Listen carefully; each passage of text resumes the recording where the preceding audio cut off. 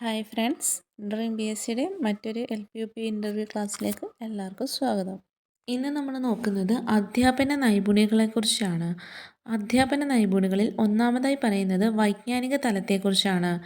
വൈജ്ഞാനിക തലത്തിൽ ഉൾപ്പെടുന്നതെന്ന് വെച്ച് കഴിഞ്ഞാൽ കുട്ടികളെ അറിയുക, എല്ലാവർക്കും പഠനം ഉറപ്പാക്കുക, പഠന സാമഗ്രികൾ ഫലപ്രദമായി ഉപയോഗിക്കുക, ഫലപ്രദമായ ആശയവിനിമയം നടത്തുക, ക്ലാസ് റൂം മാനേജ്മെൻറ്റ് കൈകാര്യം ചെയ്യുക എന്നിവ അധ്യാപന നൈപുണ്യങ്ങളിലെ ഒന്നാമത്തെ വൈജ്ഞാനിക തലത്തിൽ വരുന്നതാണ്.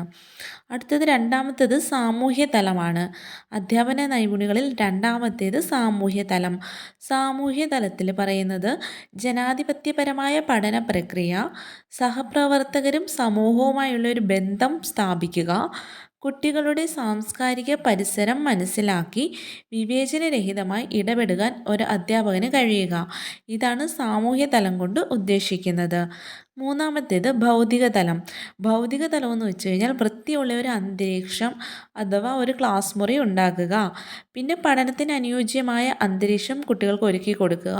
ക്ലാസ് റൂമുകളിൽ പഠനത്തിന് അനുയോജ്യമായ അന്തരീക്ഷം ഒരുക്കുക, വൃത്തിയുള്ള അന്തരീക്ഷം കാത്തു സൂക്ഷിക്കുക എന്നിവയാണ് അധ്യാപന നൈപുണ്യങ്ങളിൽ ഭൗതിക തലത്തിൽ ഉദ്ദേശിക്കുന്നത്.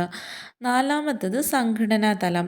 സംഘടനാ തലത്തിൽ പറയുന്നത് ജോലിയോടുള്ള ഉത്തരവാദിത്തം പുലർത്തുക, നമ്മൾ ചെയ്യുന്ന ജോലിയോട് ഒരു ആത്മാർത്ഥത ഉണ്ടാവുക, സഹപ്രവർത്തകരുമായിട്ട് സംഘം ചേർന്ന് പ്രവർത്തിക്കുക, ഒരു സഹകരണ മനോഭാവം ഉണ്ടാക്കുക, അധ്യാപകർക്കിടയിലായാലും പേരൻസിനിടയിലായാലും ഒരു സഹകരണ മനോഭാവം ഉണ്ടാക്കുക, മാനേജ്മെൻറ്റിനും നടത്തിപ്പിലും നമ്മൾ പങ്കാളികളാകുക, സ്കൂളിലെ ബന്ധപ്പെട്ട എല്ലാ കാര്യങ്ങളിലും നമ്മൾ കൂടി പങ്കാളികളാകുക.